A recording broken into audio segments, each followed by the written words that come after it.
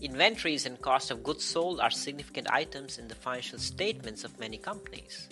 Comparing the performance of these companies is challenging because of the allowable choices for valuing inventories. Differences in the choice of inventory valuation method can result in significantly different amounts being assigned to inventory and cost of goods sold. Financial statement analysis would be much easier if all companies used the same inventory valuation method, or if inventory price levels remain constant over time.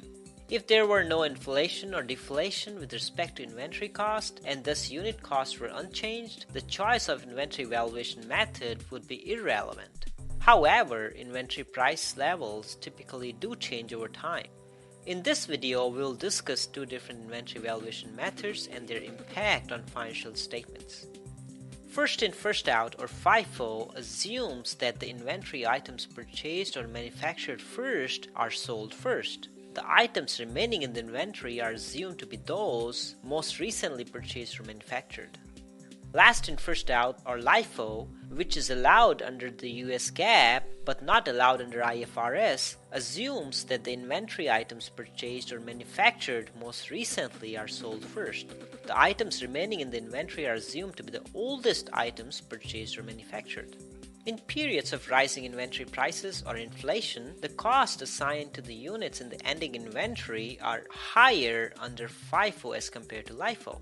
A firm that uses FIFO inventory valuation method will be selling older, cheaper inventory if the prices are rising, and hence will have a lower cost of goods sold as compared to a firm using LIFO inventory valuation method. So with rising prices, using FIFO inventory valuation method results in higher net income and lower value of inventory as compared to LIFO inventory valuation method. Conversely, in periods of declining inventory prices or deflation, the cost assigned to the units in the ending inventory using FIFO are lower as compared to LIFO.